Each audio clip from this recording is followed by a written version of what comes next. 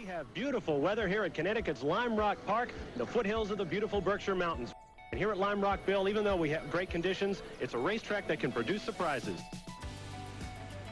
There were a lot of tracks that opened in the 1950s. Didn't matter whether it was Europe. Obviously, we're coming out of the Second World War. I've driven some great tracks over my years. You know, I've raced at Spa and the Nürburgring and everything else, but okay, it's 1.5 miles, but it doesn't give anything away to those guys, quite frankly. Lime Rock is easy to learn, but it's very difficult to master. There's a lot of subtleties there. Big Bend, which is relatively flat, you know, that's a turn that you have to really hustle. Come out of that and you go into the left-hand, the slowest turn on the track.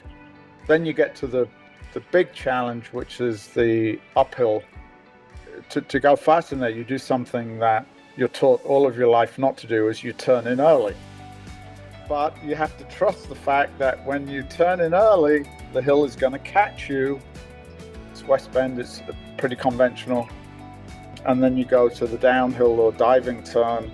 A great instructor, Terry Lear, would have always used to say down there, is like, son, you lift in the downhill, 365 days from today, you'll still be dead. I'm continue to be fascinated and challenged and everything. Lime Rock has endured the test of time, but it's a leap in faith.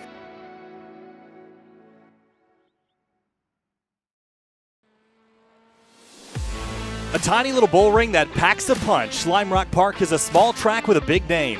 Later this year, LRP in Lakeville, Connecticut will play host to GRIDLIFE's Circuit Legends event, celebrating motorsports from the 1980s to now. Tonight, though, it's round 6 of the GRIDLIFE iRacers Winter Touring Car Classic. Hi, everybody. I'm Kyle Heyer, joined by Greg Creamer for the 6th round of 8 in our 2022 Esports Championship. Greg, welcome back. After Donington last week, now a trip to one of the United States' premier road racing circuits, and it's got a lot of history in touring cars as well. Really does, and one of the fascinating things about this, especially coming from Donington, is if you take a lot of Donington and just compress it into this 1.5 mile track, it's fast. There isn't really a slow corner on the track. It's all momentum.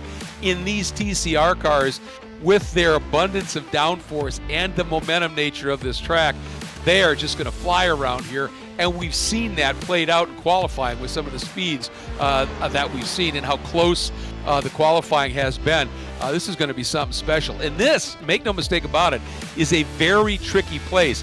It's often been said that it's easy to get to about 9/10 around here. But that last 10, to really get to that 10/10, is really tricky to find. A lot of little nuance here. And it is a demanding place. And the laps come at you so fast, there's no respite ever. It's really easy to discount this track as easy to learn because it only has 7 corners, but after talking with Simon Kirkby, who's the director of the Lime Rock Drivers Club, one of the things he said was, sure, it's easy to learn, but it's very difficult to master. And just because it has 7 turns doesn't mean those 7 turns aren't some of the hardest or trickiest to be good at in North American road racing. There are a couple drivers here that have experience racing in the real world here, Tom O'Gorman, Matt Corrence, and more. And GRIDLIFE competitors will get a chance to run on it later this year as well. And our Circuit Legends Festival, which I mentioned, celebrates motorsports from the 1980s to now. We'll have some of the most famous race cars from North American motorsports and from international motorsports there as well. Some in a concourse-style event, some on track, laying down lap times on our live stream. And Greg, I cannot wait to get there and experience this track for the first time in person. But for now, iRacing will have to do.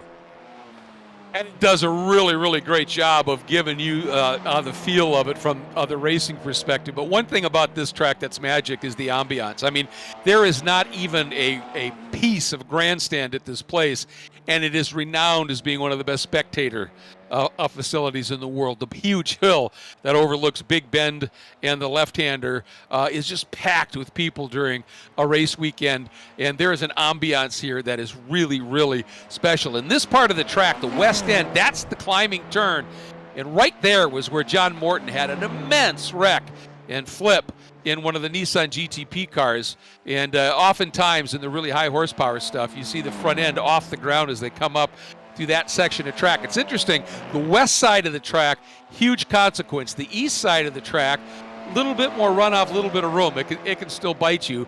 But once you get through that left-hander, from the right-hander through No Name Straight, which isn't a straight, it bobs and weaves, through that uphill turn, through West Bend and through downhill, every one of those corners is fast and has really big consequence. Here's a look from on board, the number 13 of Troy Sharon, currently 27th on the timing. We had 75 competitors vie for 60 spots in qualifying earlier in the evening, and the quickest time was a 53.1. The cutoff time to get into the session, we take the top 60, was a 54.183, so a second separating 60 competitors. This is probably the most competitive night we've had so far in the series. Oh, by far. It's so close. And that's one of the things. A small track like this, everything compresses, including the times. And this track is difficult to pass on. So with these big fields, you've got to be decisive. You've got to be aggressive, but you've got to do it with a little bit of patience. But when you're ready to make that move, you better go and get that done, because otherwise that door closes and somebody's going to turn down you. Watch here now. This is coming out of the left-hander. You see, going to the right-hander, look where that guardrail is. And the White Hollow Brook is behind there, so they can't move anything back. So that's how close the guardrail is. Now you come to the climbing turn or the uphill. Look where the guardrail is. Anything there, it's going to be significant. Now you're into a really quick, it's flat, but a right-hander called West Bend. There's a little run up, but look at how that hillside comes back at you. And then this turn here, this is a diabolical turn, because you either spear off to the outside or you shoot across and hit that on the inside.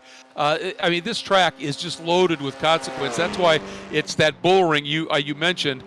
Called that with a great amount of respect, believe me.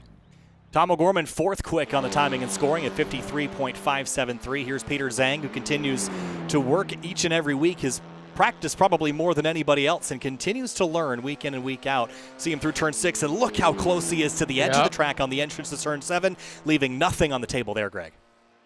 Yeah, and the problem is if you drift over just another half a foot, now you lose that grip at turn end, and the back end will just snap around.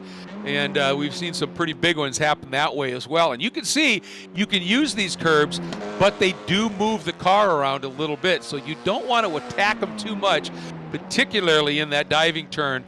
It'll really unsettle the car. Just that little bit of motion can throw you just wide enough if you're on the limit that you're off and into that barrier. That was one of the things I was going to mention, watching Tom O'Gorman enter turn number 6 right before the diving turn.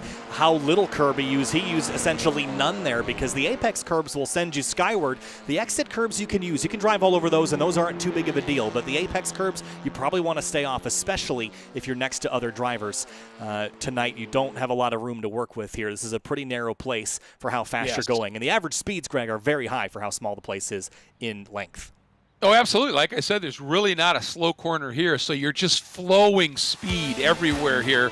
And the smaller the car in terms of power, especially if it's nimble, you're just mowing speed through these corners. And that's really, really crucial. And you take a look, that bridge that they're going to be going under a few years ago was dedicated. It's on the other side of that bridge facing there.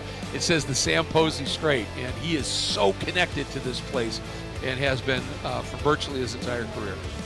Well, time for our heat racing tonight. Again, the top 15 from this heat will advance to the feature. We'll do the same again for heat number 2, and then we'll take 10 from a last chance qualifier to total 40 cars in our 6th round of 8 in the 2022 GRIDLIFE iRacers Winter Touring Car Classic. Chris Roberts, Matt Corrins on the front row waiting for Montello and Josh Halko to jump on. 30 drivers going for 15 spots. They're going to have 10 minutes to do it. That's about 11 laps here, and that's one of the other considerations, Greg, is how fast you lap. If you're weak in one particular area, you're going to hit that area every single lap, every single minute until you get it right. Exactly. Now the other side of the coin is, because it's short, you know, if you're good by a tenth of a second or half a tenth in a corner, unlike say a Road America where that can turn into a half second a lap, here it's only going to be a couple of tenths. So that's where it just keeps this so fascinating. Waiting for one more driver, Josh Halko, to join at the back of the grid. If he does not join, we will launch them with 29 cars. Ryan Dunham is way at the tail of the field, and that is a full straightaway here at Lime Rock Park. And obviously, we couldn't race 60 here. There's just not enough racetrack to do it. But we are going to try to do 40, which is still a big field for a track only 1.5 miles long. Absolutely it is. I'll tell you, it's been impressive watching the number 43 there of Christopher Roberts. Every race, he's getting better and better and better, and really looking good here and starting right up front. Time to go in racing. Front of the point leader, Corns. Here we go. Green flag flies, and we're racing in Heat 1 of the GRIDLIFE iRacers Winter Touring Car Classic. Cars fanning out 2 and 3 wide of the mid-pack into the first corner, though. It's Roberts free and clear, Greg. Yeah, made a really, really good start. Corns able to slice into second, then Basinski, Savage, and Waldbaum round out the top 5 early, going into Big Bend, a big double apex. That is a decreasing radius, tightens up on the exit, so you need to have your line through that corner nailed. You can really pull some stuff off, like outside moves into the left-hander, but once you get to the right-hander, that lane shuts down, and it's tough to get through there side by side, and you can see just how much this snakes before you get over to the climbing turn. Oh!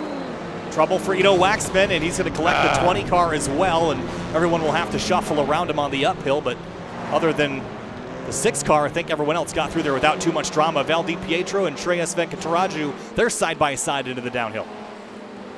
Difficult to do in the downhill, and one of the things you have to do here, Kyle, is you've got to race this track with respect for your competitors and hope they give it back. And if you find yourself in a spot where this isn't going to work, you've got to back out of it. You've got to trust that they're going to back out of it, because when it comes together here, again, it is big consequence. So right on board now with Venkataraju up into this left-hander, only left-hander on the track. Makes the track exceptionally challenging because you really set the car up almost like an oval race, Greg, because you're really going one direction most of the time with the exception of the left-hander. So some drivers will, aim to have tire pressures maybe a little bit different on the left versus the right side. And that can make that a bit of a challenging corner. DiPietro slides wide and drops 2 tires at the edge of the uphill exit. Yeah, my first time here when I was hearing guys talk about, well, we just, we set it up with some stagger. And it's just not something you often hear in road racing. And that's what I mean. You make a move like that, if you're decisive with it, then that other guy, he just has to say, all right, got me, I've got to come back and fight later, because if you try and force the issue, it's going to be big. That was some really, really savvy racecraft there. Shane Patza, the number 909, made the pass, and he's going to lose all 3 positions that he just gained on the exit of Big Bend. And the 3 in front of him. Tightens up there right on that exit, and you've got to get it back down toward that apex, or you just got nowhere to go. Yeah, a bit too much of a charge there, and kind of had to continue slowing, and you're going to add some throttle mid-corner and then get back on the brakes to carry as much speed as you can. If you come in with enough speed, you can sort of just slowly bleed it off and hit that second apex, but it definitely depends on how you enter it to decide how you exit. Big curb jump there for Anthony Montello in the 53. Yeah, you're absolutely right. I mean, Big Bend is one of those corners where you turn into the first part of it, and it's really 2 turns determines your exit. And if you get that wrong, you're just going to be slow or off. Into Big Bend this time, Montello chasing Sharon in the 13 just ahead. And just, it's inches here, Greg, to get on that apex for the second part of Big Bend. You got to be right down on top of it, and you can use some of that apex curbing as well to help the car rotate. I think I saw a lot of drivers complaining about understeer this week, something that we haven't heard a lot of drivers complain about in prior weeks, but you're turning so much, relying so much on those front tires that you're going to feel it a lot more this week. Oh, you are. I mean, as you said, even on that no-name straight, there's that bob and weave, and every time you get that wheel turned at all, you create some lateral scrub, and that heats tires up. And in this place, there's just no long straight to just let everything cool. And so you've got to be really, really precise. One thing you don't want to do in a longer race here is throw the car around much. In our 10-minute sprints, you might be able to get away with it. Montello down to the inside of Sharon through turn 1. Sharon will give way. Here comes Venkataraju to the inside. Looks at the nose, but can't quite squeeze it down there. Now Sharon with a look to the inside of the left-hander. Yeah, this is some great stuff, and it's these guys right behind them is as you said, Nazario, and he's on the bubble in the number 18. That is the last spot. That's the automatic transfer into the final. So right behind him comes the rest of the group. Thomas Langhill, in particular, sitting in 16th and Hungary. Whoa, Patza got very close to the wall at the exit of the uphill. Here's another look at that, and this is about as close as you're going to want to get here on corner exit, very tight to the fence. Yeah, and you see that that apex curb it definitely unsettles the car just a little bit. He didn't hit it even that hard, and you can see it move that car a bit. So trouble. Oh, there's a touch. Wall bomb off the nose of Basinski. I was just about to mention that Dana is having a phenomenal week so far, up battling with his teammate Wall bomb, but a little bit of a touch there will push the 2-car back as Marc-Antoine Blaise now brings the attack to the 99. Dives down the inside, and big save by Basinski there, and that's, he got offline when Blaise made that dive down to the inside, and until you get to that uphill, you're really, if you enter fast, there's nothing in terms of grip going uphill to help you for a while, and you just slide like he did. It was a nice save. That was another thing that Simon Kirkby mentioned in his interview with me the other day was, you have to turn in early to the uphill and just trust that the hill is going to catch you. It goes against every fiber in your being, everything that you've ever been told about driving a race car. Don't turn in early here at the uphill. That's kind of how you have to attack it to be fast around it. Exactly. You never, ever turn in early, except. And that's one of the ones here. The other player, turn 1 Road Atlanta, same idea. It falls down a little bit. You turn in on sheer faith that you're going to hit that hill, get that grip, be able to get that slide to abate and get grip up the hill. Same thing here. On board with Dustin Barty in the number 29, chasing Josh LePetri in the 32. Here's a look at that uphill, turn in a little early, and then throttle right back up. And thankfully in these cars coming up over the crest, you'll get a little bit of air, but in a front-wheel drive car, it's a lot less scary than it would be in a rear-wheel drive car with a lot of power. You bet, you bet. One of the great pictures I've ever seen, a photographer named Roz Rosankowski got it. Paul Gentilozzi in a Trans Am Camaro with the front end a good 3 feet in the air, opposite lock in the wheel with dirt flying off of that loaded under acceleration left rear tire. And he just barely saved that. It happens. Whoop, here's a bit of a moment for Mr. Langeville. And off in Big Bend, let's see how he found himself out there. I think he just got into Big Bend a little hot there, Greg. Couldn't get it slowed down and paid the price. Well, you just, again, if you get in there, is that the number 5 at Dunham? Yeah. If you overshoot Big Bend, there's a lot of room out there, but you can't get back, and then you get onto that grass, and if you're carrying any speed, you've just got to wait and wait and wait for the car to slow down, or you can actually get a little purchase to be able to get it to turn. Trouble for Lucas Webster, who is above the cut line and now tumbles down the order and is out of the race. What happened to Lucas Webster? That's going to shift the cut line, but here's another look here, Greg. Oh, this absolutely, oh yeah. Oh, that's what we're talking about. You get it wrong through the downhill, rarely do you get away with anything. And that's the classic, the old trailing throttle oversteer, as they call it. You drop that back tire and it just spears across. That will shift the cut line to Shane Patza, the 909. He's got Josh LePetri right behind him. That's that 32 Hyundai. And he needs one spot to transfer to the feature, and that one spot is right there. They're coming to 2 laps to go, so the time to go is now. Yeah, you can't wait at this stage. You've got to get up there. And as I said, this is not an easy place to pass. Your best bet is to try and hound somebody into a mistake, but if you're up against somebody who's pretty solid, then you've got to get a little creative. Defensive line there from Nazario down the front straightaway, now side by side for 14th place. This is exactly what. Oh, they trouble. Just got some help. Troy Sharon out of the race in turn 1. That's going to shift the cut line to LePetri now. He's got a little room to breathe. Yeah, right as we were talking about that, you can see that big plume of smoke from the lockup, and that just let them all slice through now. Now it's Brandon Dreyer, Dustin Barty, and Kevin Zhu fighting for what will be pole in the last chance qualifier race a little later tonight. But out front, it's Christopher Roberts coming to the white flag lap one more time around. Matt Corrence 1.3 behind him. Then Emmett Savage, Antoine Blaise, and Matt Waldbaum. But still, Josh LePetri in the transfer spot. Working their way down the hill through that diving turn, and you've got to use every bit of road to see. You want to get that run built up, and they're going to go side by side once again as they pick up that white flag. Nazario and LePetri and Patza right there. Look at this, all the way through Big Bend. At some point, you've either got to clear it on the outside or you got to breathe it. It's actually a very effective way that he drove that for the 909 there. Patza was able to stay put, and now he's Oh, that's so close through that right-hander, and he made it work. That was pretty savage. It was. LePetre's got pressure, though, from Brandon Dreyer. Here he comes. He's got 3 corners left to make something happen, to make it in. Roberts picks up the win in this heat race, but here comes Dreyer for 15th place. All over him through West Bend.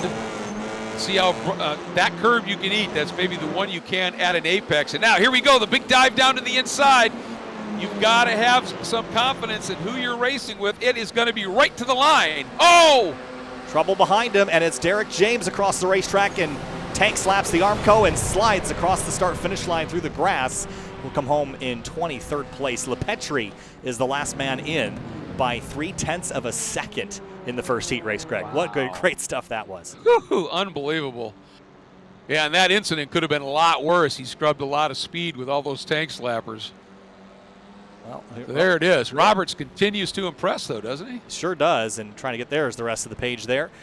Christopher Roberts, Matt Corrins, Emmett Savage, Marc-Antoine Blaise, Matt Waldbaum, your top 5. Basinski with a top 10. As we head into our second heat race now. This one is just as stacked as the first. Austin Barnes, Tom O'Gorman, DJ Alessandrini. Paul Darling is here as well, and Darling is one we should definitely keep our eyes on. He is 6 points back from Matt Corrins in the season points here, Greg, so Paul has some points to make up, and we'll need to have some positions taken care of here in this heat race to give him an upper hand. Yeah, after 5 races, the points are ridiculously close, aren't they? I mean, 6 between Corrins and Darling, then 4 more back to Alessandrini, tied with Waldbaum. And then you've got your first sizable little gap of 22 back to Marc-Antoine Blaise. So it is really, really close. And it will continue to be close. We've got 2 rounds left after this. We'll have Knock Hill Circuit up next week, which will be a real fun one, back up to the UK. And then finishing things off at Virginia International Raceway. As we go green for our second heat race of the night. Barnes, O'Gorman on the front row, and green flag in the air, racing in heat 2. Alessandrini right behind Barnes here, and he's been really strong, particularly that last race. Look at this, a drag race. O'Gorman on the outside, Barnes down to the inside, and Alessandrini's going to try and trap O'Gorman on the outside. Oh, Tomo's got overlap, though, for the left-hander, and he's going to try to go to the top spot. Can he clear Barnes before they hit the right-hander and onto the no-name straight? Well, Barnes fighting him tough. They're side by side through the right-hander, and now O'Gorman able to close that door. And look at this. Darling tried to come up and get underneath Alessandrini. He's now to the outside through the uphill. That's brave, and he's made it work. Tomo, of course, kicks up dirt. Barnes still hanging tough on the inside of turn 6. Alessandrini way out to the left side, and they're almost touching mirrors heading down the hill. Yeah, now this is, yep, and I was going to say DJ had to do that, and that's going to open the door up for Darling just in terms of pace because of that lift. And there you can see DJ's going to lose a little bit of ground, but man, O'Gorman, that one lap, with all those guys duking it out behind him, picked up a second on that opening lap. Whoa, one car way off. That's Rob Clark. He'll find his way into the barrier in Big Bend. It's the Lego car, isn't it? It sure is, and that car is in pieces. Yeah, that puzzle's come apart. Peter Zhang, 11th right now in the race as it stands. Tim Saunders and Matt Mogensen battling hard just up the road.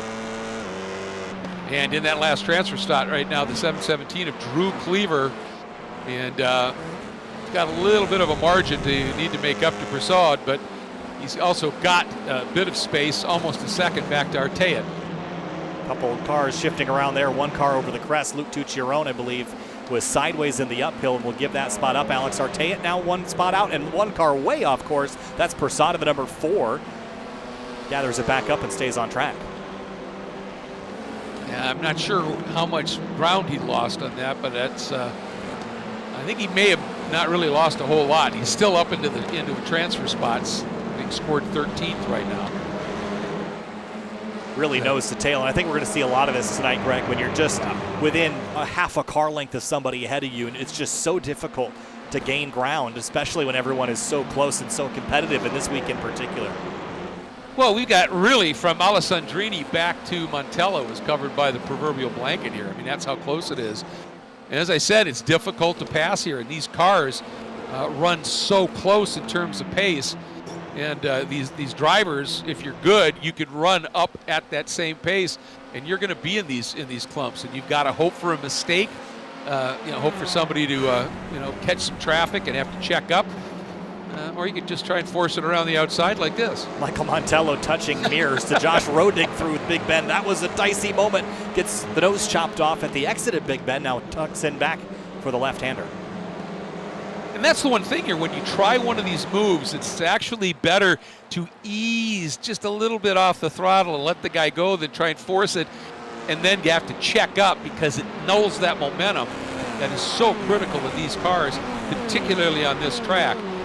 So you've got to, as I said, you've got to be decisive, but if you're not going to pull it off, breathe it, tuck back in, fight the next lap. Luke Tucciarone all over Drew Cleaver for 14th place. Yeah. Side by side to the downhill are going to try it.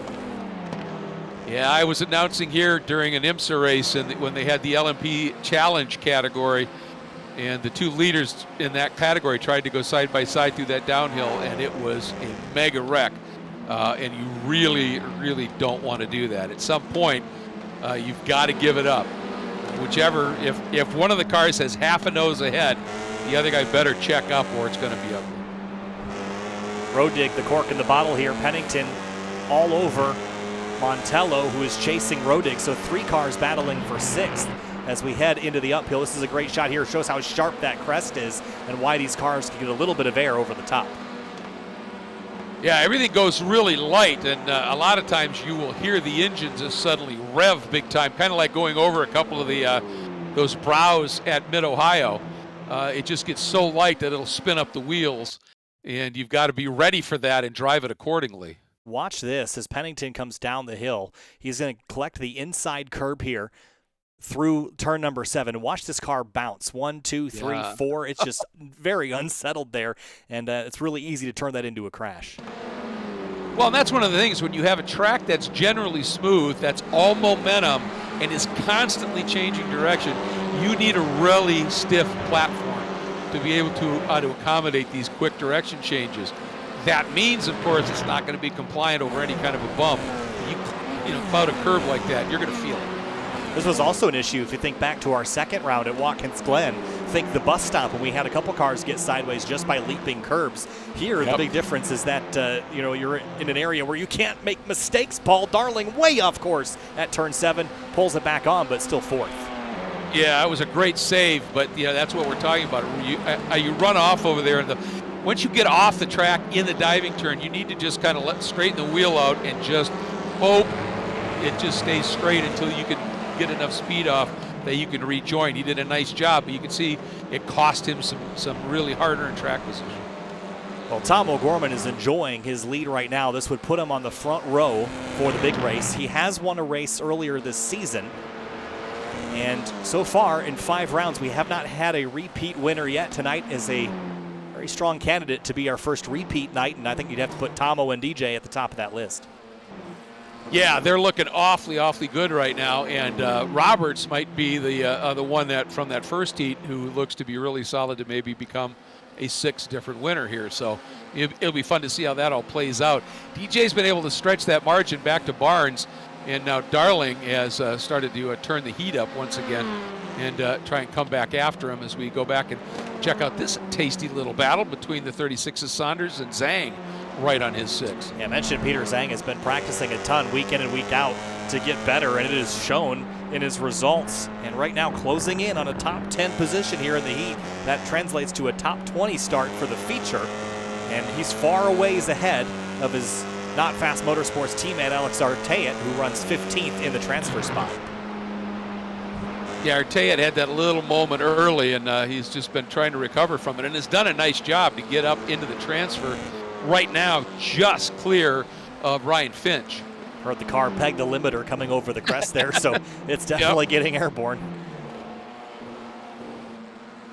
It just goes super light, and that's why no matter what you've done at a certain point when you know that crest is coming, if you're on track, on line, off track, whatever, straighten the wheels, man. You've got to straighten the wheels, get over that crest, and as soon as it settles, then you can try and get back to a little steering input. I think the other thing to mention is when you come over that crest, you better be pointed at an angle away from the fence, because you go over that crest, you're not going to be able to put steering input into it, and you're just going to be headed right to the wall when you land. So you have to make sure that the way your car is pointed, when you land back on all 4 wheels, you're not going to be staring at Armco. That's not going to be a good end of the day for you.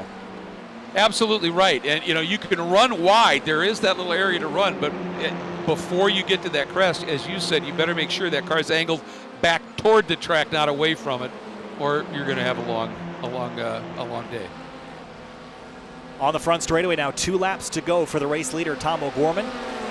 Transfer spot, no immediate battle. There is a battle for 19th, though. 3 horses in this fight. Curtis James, Christian Racines, and Benson Ty in the 153, all for 19th place.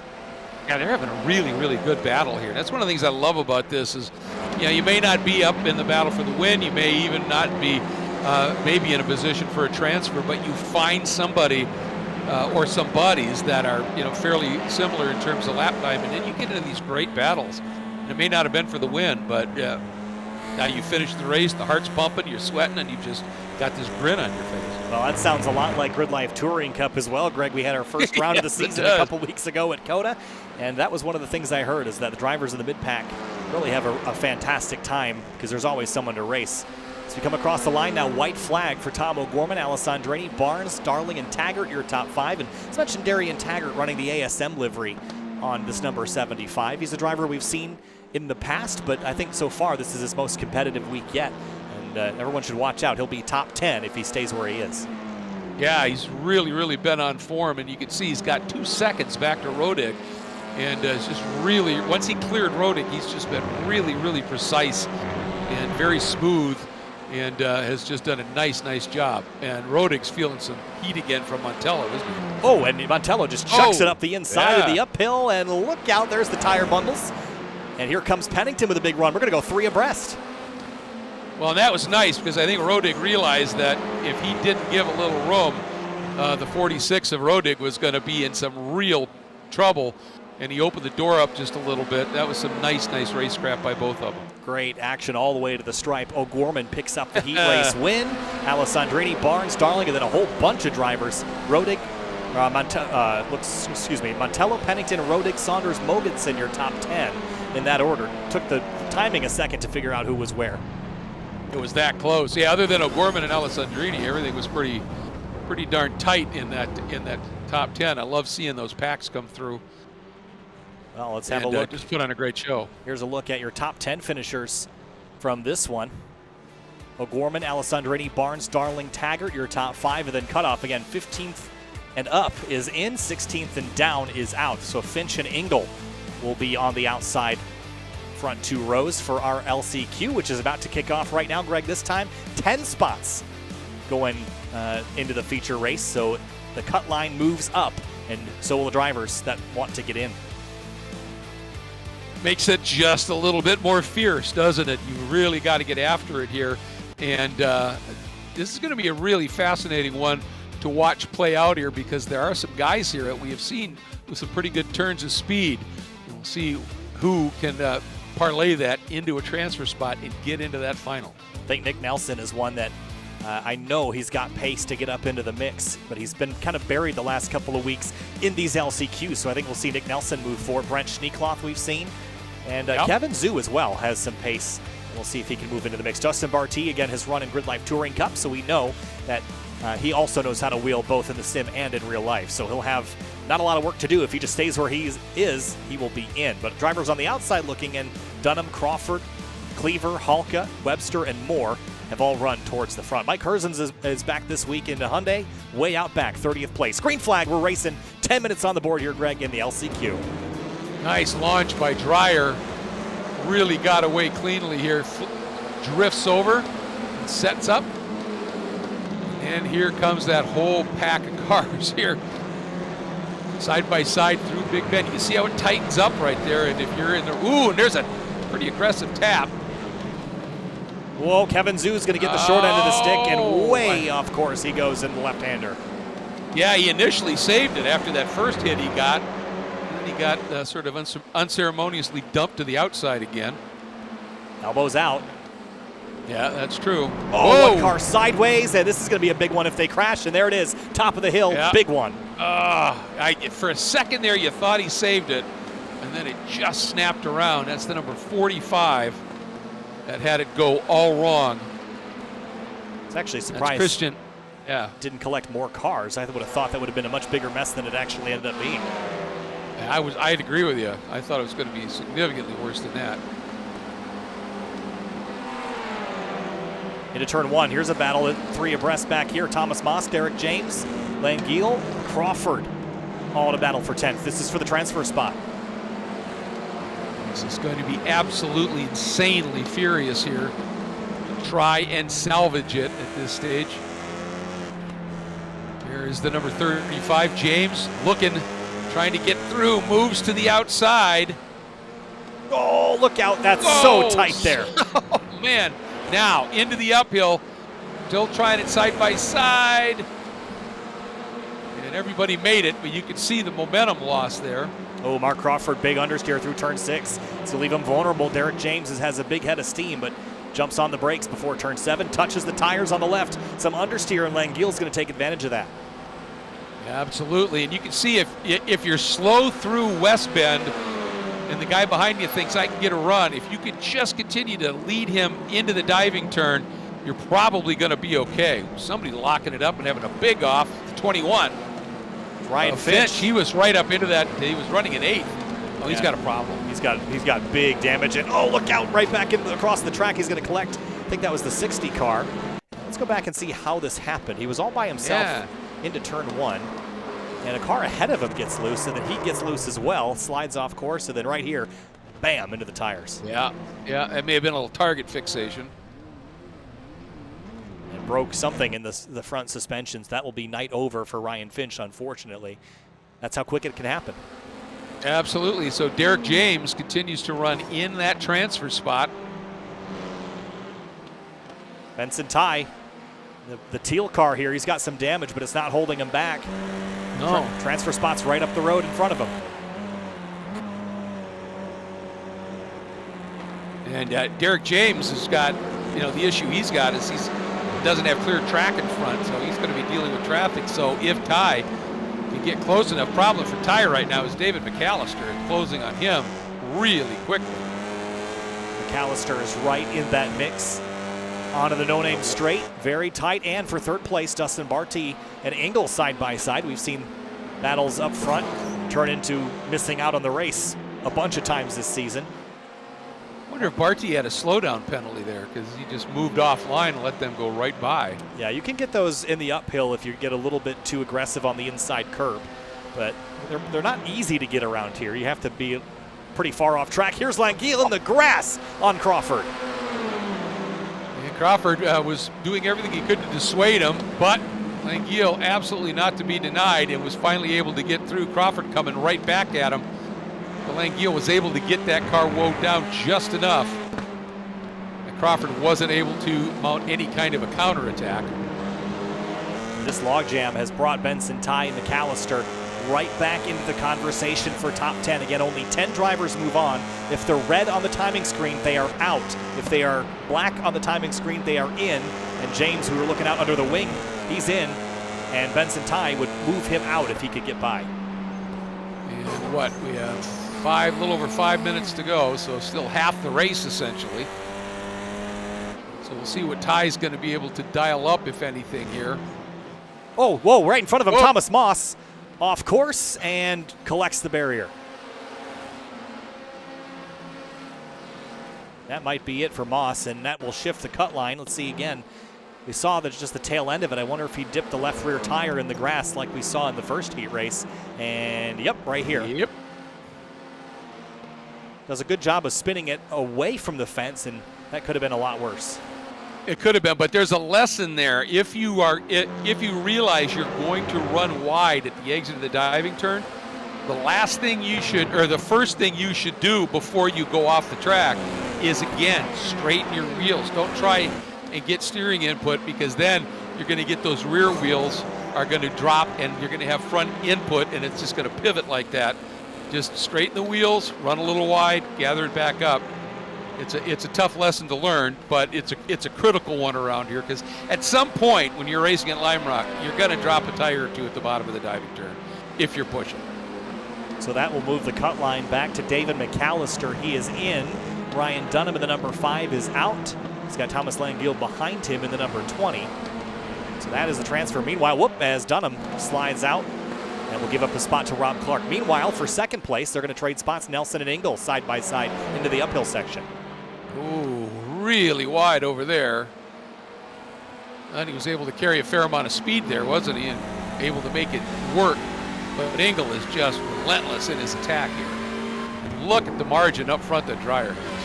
Yeah, Dreyer is 4 seconds clear of Nick Nelson as we hit 3 minutes and 35 seconds to go. Barty fourth, then is Troy Sharon, Curtis James, Crawford, Derek James, Benson, Ty, and McAllister. The rest of the drivers in, but here comes Langeal in that number 20. That's that yellow car in the background. And last time by was about half a second quicker than McAllister in 10th. Yeah, and Ty actually showing some good speed again, even with that wrinkle, as you said, in the nose. Look at this side by side between these two, and it's such a crucial spot here. Rob Clark will move back by. That was an important pass to make. That puts him in position to go run down McAllister. But if those two continue to fight, none of them are going to get in.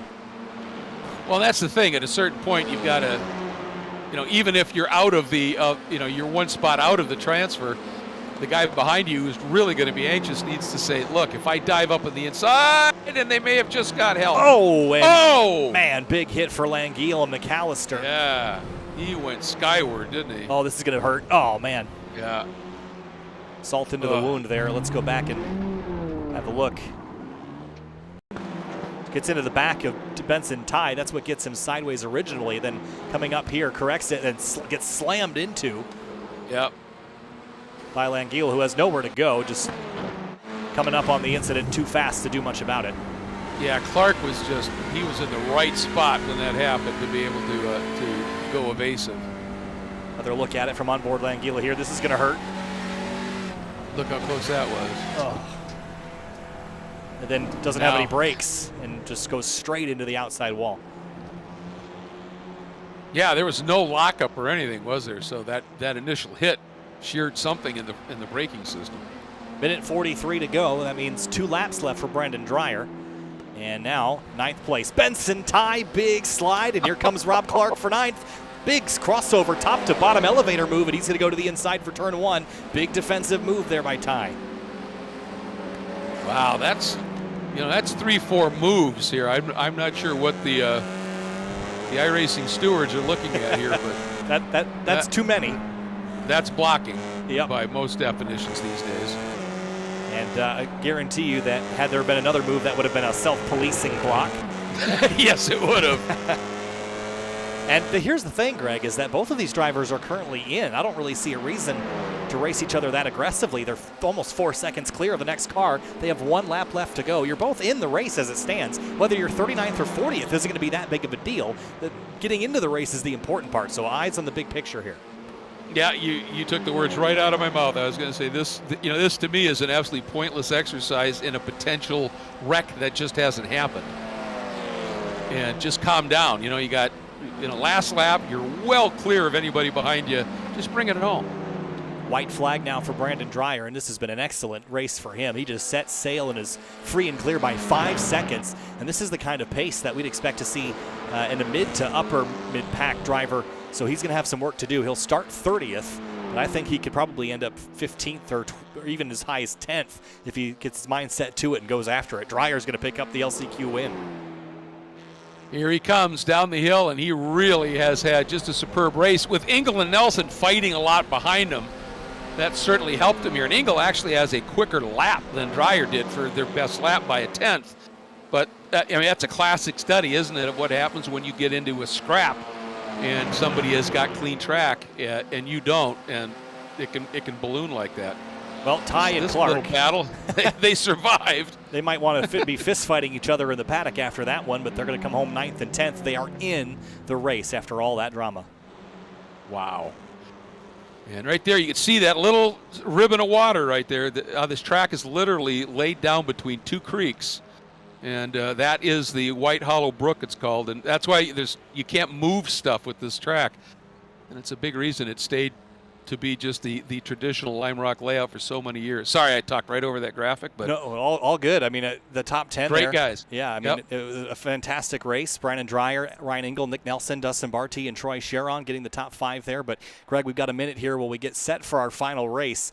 And we've talked at length about how exciting the GridLife Circuit Legends event will be. And I was so happy to talk with Simon Kirkby and the Lime Rock Park team, and they've been great on social media helping support not only our Circuit Legends event, but this event tonight. So big shout out to Lime Rock Park for helping us out. Also, if you're in the chat, you've been coordinating with Sean Fenton from GridLife, who has been handing out the prizes. Big courtesy to BC Racing for handing those out. And again, the drivers that win the podium tonight will get prizing from Recaro. So lots of people getting some cool stuff if they're hanging out in the YouTube chat tonight, Greg. Oh, absolutely, and a big thanks to all those folks for helping make this happen. And this event, when GridLife is there, it is going to be spectacular. And I assume if there's music and the like, that if they set wherever the music's going to play in front of that big hillside, that place will be packed. You know, as I said, there's not even a hint of a grandstand here, and it's one of the greatest viewing tracks you could ever imagine. Well, I think in some ways it's similar to Road America, right? I mean, there's not a ton of grandstands at Road America, but you line yourself up along the racetrack, you get your campsite, and in some ways that's a familiar concept to those that have enjoyed road racing in the U.S. And those tracks, Greg, I think they just feel like you're more at home. Well, I mean, you know, this is Lime Rock Park, and it literally is. It's, you know, it's in a county park. But those tracks that have that park-like setting, it's just such a nice atmosphere to come and watch a race, you know. This one, really cool because you can get around to a lot of different spots on this track very easily. It's not that long. But any track that has this kind of a setting to it, it's just magic on a beautiful afternoon, you know, on a race day. Well, no more qualifying. 75 drivers have been whittled down to 40. And now this is the best of the best, going for round number 6 of 8 in the Winter Touring Car Classic. Only 2 rounds remain, Knock Hill and Virginia International Raceway, to finish off our season before we really kick things off in the real world with our first track battle events of the season at Willow Springs and Atlanta Motorsport Park in the real world. But tonight, it's iRacing. Christopher Roberts, Tom O'Gorman, Matt Corrins, Alessandrini, and Emmett Savage, your top 5. As the drivers rev their engines, 4-cylinder beasts getting set to go racing, and we are racing. Lime Rock Park, GridLife iRacers Winter Touring Car Classic is green.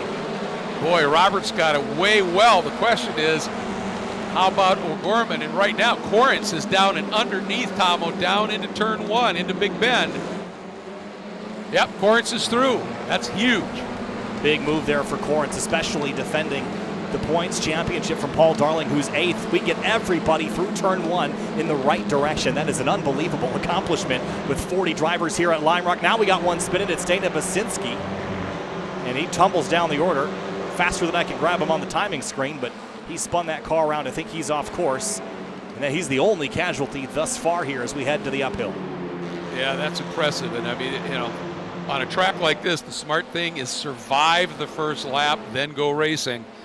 And it looks like everybody's trying to do that right now. The 2 guys that I'm kind of interested in really watching here are Darling and Walbaugh. They have been so quick at times in the past and weren't that bad in terms of pace in that qualifying session, but they're a little deeper than we've seen them for a while.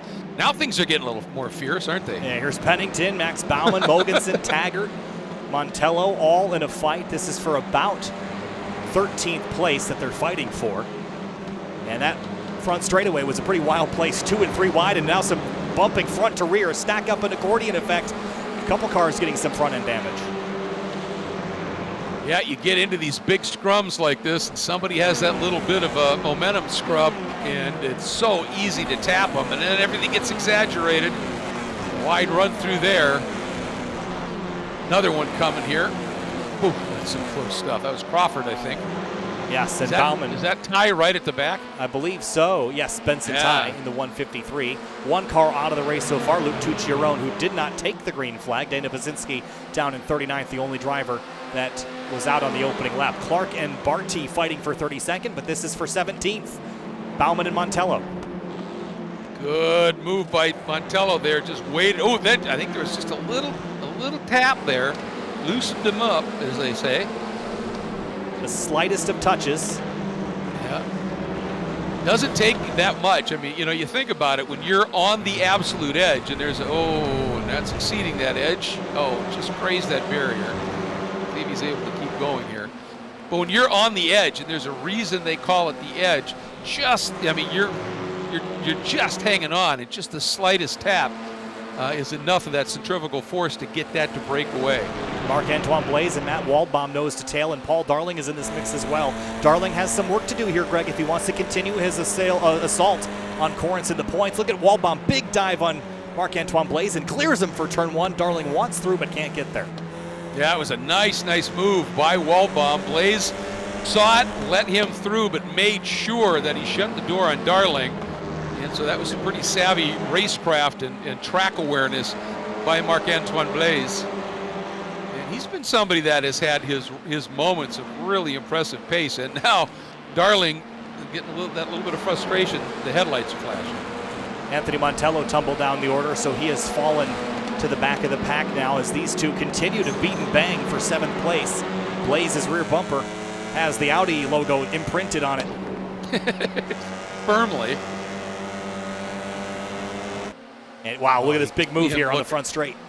That's going to go 3 abreast here, and that's going to give Waldbaum that little bit of room here. Now Austin Barnes sees the door open, and he's going to try to follow Darling through. And not quite. Up front, 0.2 of a second. The gap is closing. Matt Corrins has run Christopher Roberts down. Again, we've had 5 different winners in our first 5 races. Christopher Roberts is not a driver that has won this race, or a race this season, I should say. He would be our 6th different winner in 6 races. Yeah, 2nd, 3rd, and 4th right now have all won one. So if they pull through, they'd be the first repeat winner at this stage. And then Waldbaum. Yeah, Waldbaum is still hasn't winless. Won one. Yep. Yeah, and Blaise. So there's certainly some drama that's playing up top here. Certainly, and there's still 15 minutes to go. Will drivers wear out their tires and scrub too much as Taggart takes a look at Val DiPietro through Big Bend?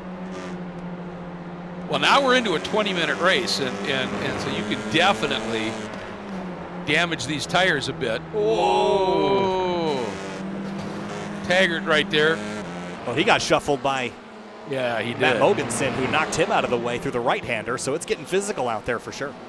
Yeah, well, Taggart definitely got into DiPietro, and I think he just tried to breathe it to let DiPietro hang on to it. Mogensen's going to say, well, I'm going to jump on that opportunity.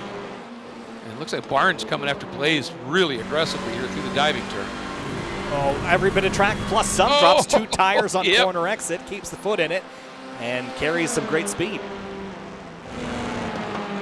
Montello had dropped off a little bit. That moment is going to bring him right back into this battle. Oh, Barnes got a bad bounce off the curb, and it cost him some time. Tucks it in nicely for the second half of Big Bend. You really need to drive that Big Bend because it is 2 corners, like a double apex, but you have to, again, it tightens up on the exit, so you need to, look at that attempt. That was a nice effort. It was just covered perfectly by Darling. He really knew exactly what Barnes was thinking, and Barnes really wide. Oh, that's it. Oh, man. Oh, just couldn't save it. Yeah, that was a big hit, too. Just a little bit too wide, and catches the end of the barrier, and then once, twice, and 3rd time's the charm, knocks the front bumper off. Well, I think, that all started coming through the right-hander when Barnes was trying to square up and get underneath. It was a great idea, but I think it just got him a little out of his rhythm. So it's Audi, followed by 3 Hondas and a Hyundai up front.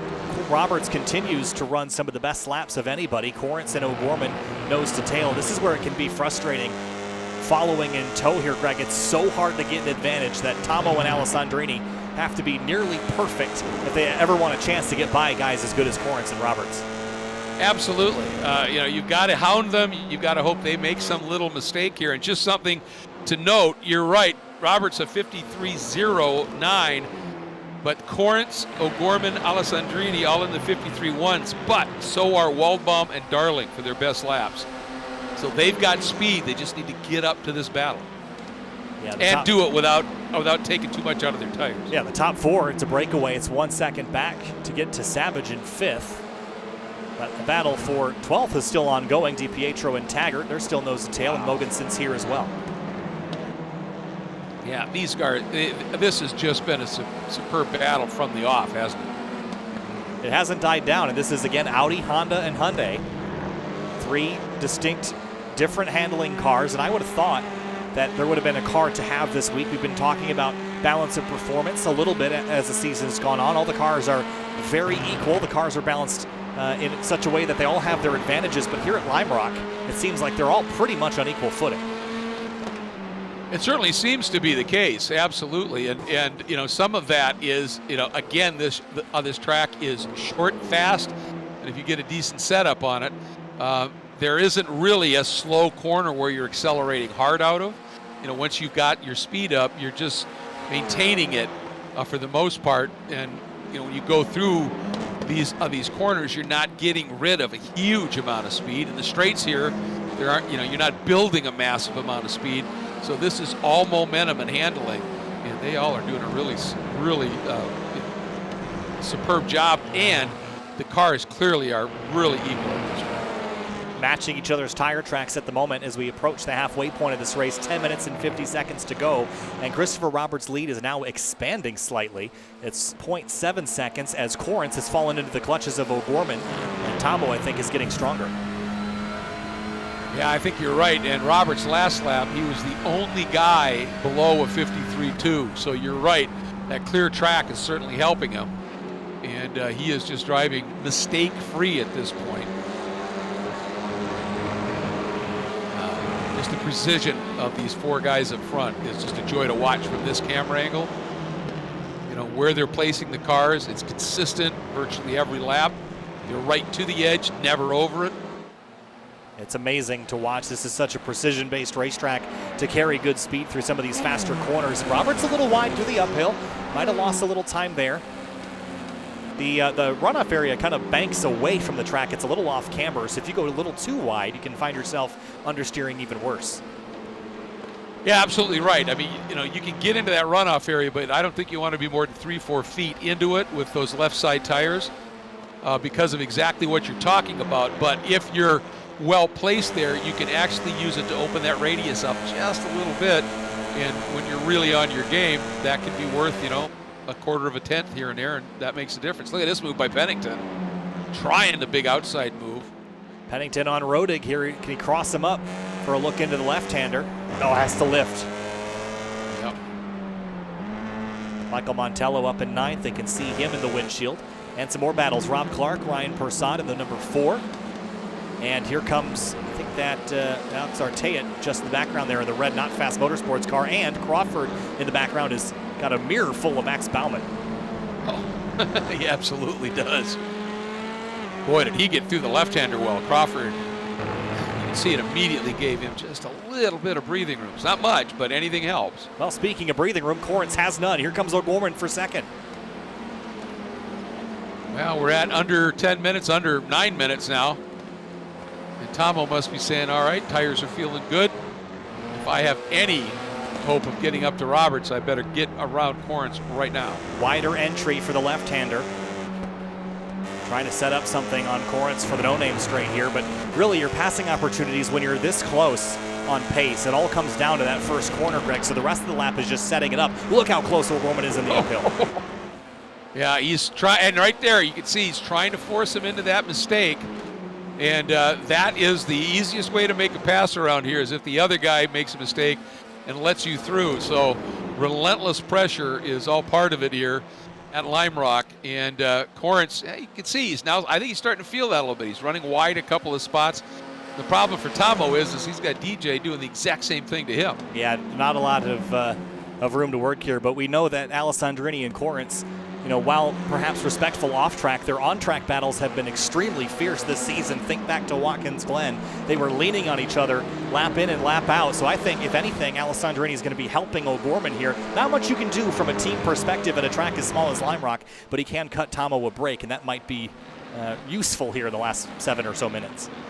Yeah, and I'll tell you what, though, the guy that is just the last couple of laps, he's been one of the 2 fastest cars on the track as Emmett Savage. He's closing down on these guys. Certainly is. Right there. In the mix now, and smelling blood in the water perhaps as the 2 keep taking swipes ahead of him. Gorman and Alessandrini on Corrins. Yeah, he may have laid back and really saved those tires. Because he is, I mean, these guys are starting to get a little racier. So, you know, we saw Corrins a little bit offline a couple of spots. That's always going to be just that smidge slower. But Savage, I think he may have done a really nice job of saving those tires. Yeah, and again, it's not necessarily so much about the wear of the tire, but the temperature in general can rise very high on those fronts. The tires could go for a long time, but their peak performance is going to drop off very quickly if you start scrubbing them and scraping them across the surface. Well, part of it is, as you said, when the temperature goes up, the pressure goes up. And if you get into a situation where you're overpressured, the car just is not going to handle well. Again, Corrins really dancing on the edge through the uphill, missing the apex there a little bit. He's feeling the heat. That will bring Tomo within striking distance here again. Look at turn 7. Tom carries some good speed. They're a little wider on exit. He's almost 4 off there.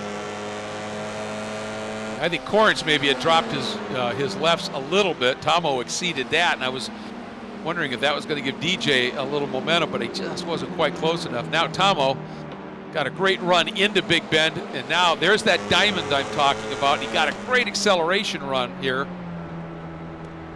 And I know Tom holds true. One of the things he's most proud of as a racer is in iRacing and in the real world is he doesn't like getting run into, so he doesn't like running into people. And I think when you're behind Matt Corrins, it'd be really easy and really tempting to use the bumper to knock him out of the way, but we know Tom is not going to do that on purpose. He's going to stay in behind and pass Matt fairly when he gets the opportunity, but that's harder. That's harder to race clean than it is to knock him out of the way, Greg. Oh, for sure it is. And, you know, you look at Corrins' last lap was a 53.8, O'Gorman a 53.9 because he's there, but Alessandrini a 53.6, Savage a 53.5.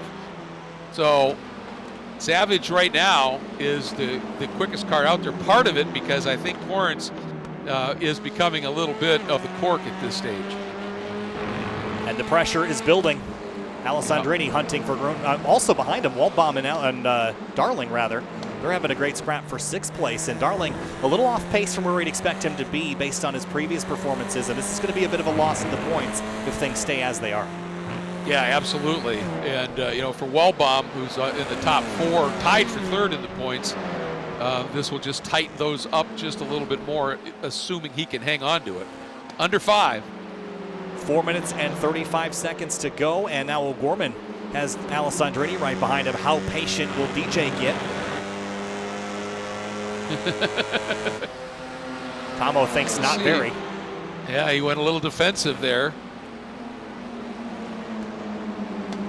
That will open the door for Emmett Savage. He's loving what he's seeing out the windshield now. You bet he is. Friendly fire. Diamonds that up beautifully now, and it's going to look at how much he's closed up right here. 4-horse race for 2nd place. This is going to be great. Man. And up front now, that's 1.6 seconds for Roberts clear, and he's also just got a huge break in traffic there that he didn't have to even lift for. That's perfect as he got around Asmaf Muhammad.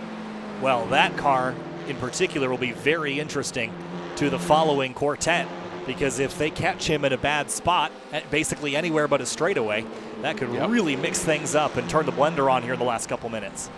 Well, and even if Corrins catches him in a straight, you know, a couple of the guys behind him likely aren't. I mean, not everybody's going to clear him on a track this short and fast. Oh, Tom's side by side with Corrins, but he's on the wrong side. That's going to open the door for Alessandrini here, but then it'll flip back to the left-hander, and Tomo will retain the inside.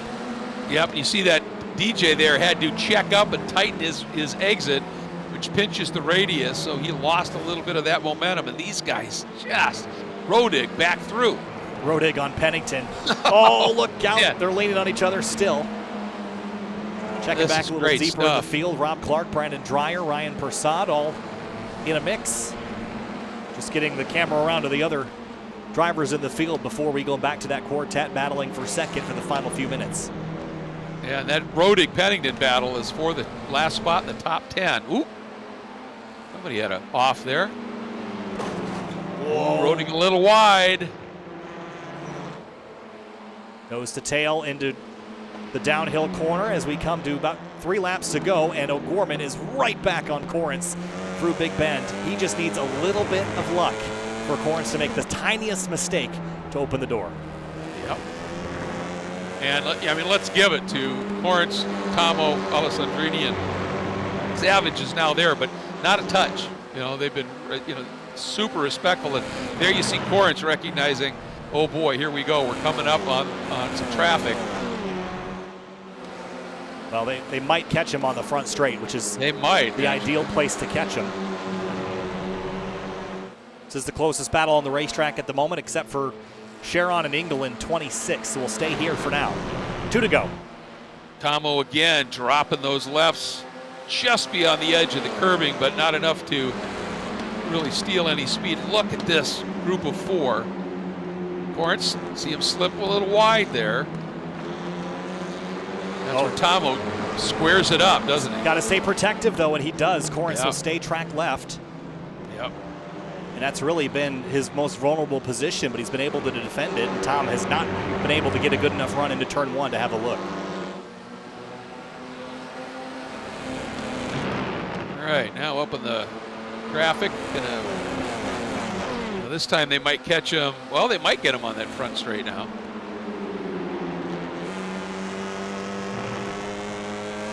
And it's going to be a scramble for Alessandrini and Savage here to be able to get through on this traffic if Corrins can, as the white flag's out. Well, it's going to make make Corrins run all over the track. This is going to be what Tom and Alessandrini need. They're side by side into turn 1. Tomo had to just breathe it because of that lap car, and DJ thought, well, I could maybe stick it around the outside here, and Tomo somehow was able to get the car back online, but that's given Corrins a car length or 2. Might be all he needs here. Final time down the no-name straight.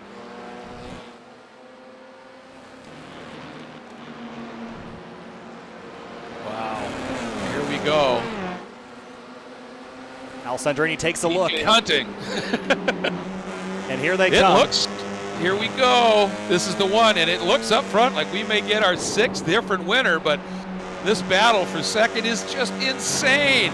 Nose to tail, Christopher Roberts, our 6th different winner of the season, but Corrins, O'Gorman, Alessandrini, and Savage, the 4-horse race for second place, finishes as it was by just tenths of a second. That was wild stuff. Peter Zhang, trouble on the last lap. He's found himself off course in a big way. Well, trying to gather it up and bring it home at least. Well, let's go back and see how this started. He was racing Ryan Carwile here. Oh, bounces off the curb, and are they going to collide at track exit here, right? Oh, right there. Right there. There's 2 guys going for the same area of the racetrack. Yep. It's one of the things in the races that I've called, and I've called lots of them at this track over the years, is you think you've cleared that guy, so you start to drift back over. Dindo Capello did it in an Audi on a lap car during one of the races and wasn't clear, just wasn't clear. Came across, they hit, huge wreck. It's really important here to sense where you are on the track. But how about that? 6 races, 6 winners. Oh, I love this. We're going to see reverse donuts here, Greg, do you think? Oh, yes, we are. Yep. This is the first time we've seen this season. Christopher Roberts getting one done for Apex V2R here, the GRIDLIFE iRacers Winter Touring Car Classic. This is fun. It is. And Roberts, we've just seen him get quicker and quicker and quicker. And he's trying. Paid off now. Yeah, he is. Got the handbrake engaged and everything. Well, I think tires are, he's done. He can tear those things up. All right, let's have a look at our race results. Top 10. I got to hand it to Christopher Roberts. That was a near perfect race. Gets it done by almost 5 seconds clear of Matt Corrins, who will gain some points back on Paul Darling in the championship. This was a crucial round for him to get back on the horse. Oh, absolutely it was. And he did a nice job of it. And just to put a period on this, that last lap with Corrins, I think Corrins, the car was going off a little bit. It's bottling up the guys behind him, and Roberts, his last lap was almost half a second quicker than anybody else. So he had that one covered. Looking down the rest of the top 10, Marc-Antoine Blaise 8th, Michael Montello and Josh Rodig. Emmett Savage, big ups to him, came home in 5th after that one, Greg. fought hard, ended up P5. There's a look at 11 through 20. Some of the best battles we saw today was Pennington and Rodig, who finished 10th and 11th. Yeah, and I think Savage, he impressed me today with, one, his tire management, but two, just his pace. And if he'd been up a little bit farther and been able to do that same job of saving tires, I think this is a guy who's got podium potential moving forward. All right, moving down the list, 21st through 30th, Derek James, Josh Lepetri, and then basically from Azmath Muhammad on down, these are the drivers that had really tough days. A bunch of drivers listed as out for various crash damages, but all things considered, we did a pretty good job getting through the first couple laps without major dramas, Greg. That was impressive. It was. Honestly, I wasn't expecting that, so kudos to everybody here. The action is eventually going to happen, but it all tended to happen during the race, back in the pack just a little bit. But those opening couple of laps were generally very clean. That's great to see. Well, let's talk to our first of hopefully 3 drivers we'll get a chance to chat with this evening. Matt Corrence, who finished second tonight, was the points leader coming into the evening, and now will walk away with a growing points lead. And after Paul Darling was hunting you down, Mac, a second place tonight has to be a pretty good way to jump back on the horse. Well, considering the last 2 weeks, I would say it more than is a good way to jump back on the horse. My pedals actually kind of failed at Detroit, so I had an issue in the heats, and then I had to use a backup set last week at Donington, so it's kind of why I struggled there. My brother was nice enough to lend me some pedals that he bought used from a friend of mine, so I'm using them. So, I mean, thanks to him, and then my dad tried to fix my other ones that are broken that I'm waiting on a part on. That didn't work out either, so, I mean, almost like a real race team, it's a collective effort, and that's why we're in P2. And that was a pretty sweat-inducing race if I've ever seen one. Well, you were certainly under pressure at the tail end of the race there from Tomo. You basically had to be perfect. Was there any thought in your mind that Tom would be able to get around you on that final lap, or do you think you had enough gap to make it stick? Whenever Tom was anywhere near you, you can be sure that he's going to try it. So I was definitely thinking it, but I knew where he was kind of thinking of getting by, because he kind of was stronger out of turn one. And he kind of showed that early in the race, so I was kind of running a tighter line into 2 because he was definitely stronger into there. So I kind of figured if I could just hold him off through 1, I would be okay. But Tom is an excellent racer, and so is everybody else up at the front, so you never know. Hey, Greg, you got anything for Mac before we send him on his way? Well, he got his mic muted, so I will take that as a no to the tail end of this one. That was fun. There he is. I was just wondering, it looked like you were losing some grip, lateral grip, in the last few laps. Had you pushed those tires a bit? A bit and then some, yeah. I was just talking to Chris just now, and his setup was just drastically different than mine as far as how his crossweights went and everything. I mean, I clearly overdrove the front tires because Tom and DJ were definitely near me at the end, so that's something to look at. The next track, I think that'll be an issue too, because it's kind of a short, tight little track, but I like that one too, so have to go back to the drawing board, but I can't complain about a P2, especially after the last couple of weeks, so I'll take it. And blowing out that point lead a little bit. Well done. Thanks again, guys. No problem, Matt. Congratulations again on a podium finish. We'll see you next week at Knock Hill. Moving on now to Christopher Roberts, who wins his first race of the season, is our 6th different winner in 6 rounds. And Chris, this is an interesting season so far. We have not yet had a repeat winner. You held off a couple of drivers that would have been repeat winners. That's hard to do. Take us through your battle up at the start of the race. And was there any thought that they might start to reel you back in there towards the end? Hey guys, yeah, man, it's good to get the monkey up off the back here. I've been running every race this season, and be the 6th different driver to win it. It's like you realize how difficult it is to win week in and week out here. So leading a pack full of repeat winners, potential repeat winners here is like, man, there's no room for error. I knew I had a really good setup this week. I had a good setup last week, but I had some misfortune. I feel like I could have been a repeat if I pulled it together last week. But man, it's all about tire management with these cars on the 20-minute run, and I knew I had that. So, well, and it showed. And the other thing is, watching you certainly had great speed at Donington. We could see that it was coming to you here. But as you said, it looked like this car was just on rails here and you were driving incredibly precisely. I was watching your times during the race, and you were just, it was metronomic in its efficiency, Matt. That was really impressive, Christopher. I appreciate it, guys. I knew this week there's no room for mistakes. This is like, once you're in a position, it's very difficult to pass. So I knew I had to qualify first and then hit every mark, every corner after. So that's exactly what we did. So happy for the Apex V2R Audi, and on to next week. All right, Chris, hey, Yeah, congratulations, and we'll see you next time. And Greg, that wraps up another great week of racing. Couldn't get a hold of Tomo for this one, but one of the things we definitely saw up front was how difficult it was to pass. One of the biggest challenges I think we've seen so far, and it doesn't necessarily get easier next week at Knock Hill. Yeah, and that's the thing. When you have a track that's one, momentum like this, and two, where there's no long straight into a heavy braking zone into a tight corner, and the best passing area here is clearly down into Big Bend. And look at the map and then look at the track. It's not tight. It flows in.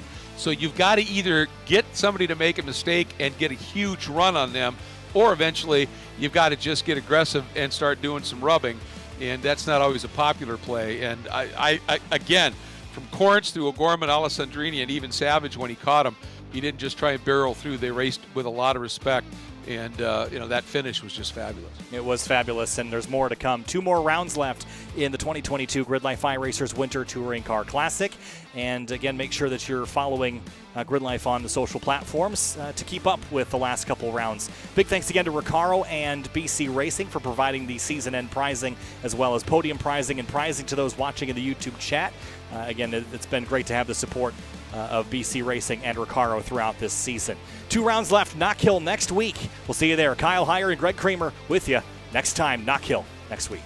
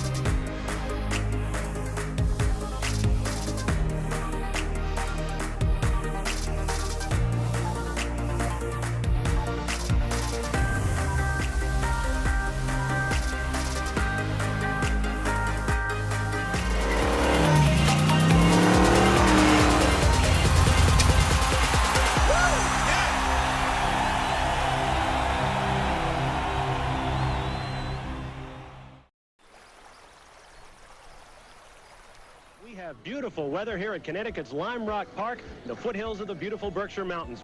And here at Lime Rock, Bill, even though we have great conditions, it's a racetrack that can produce surprises.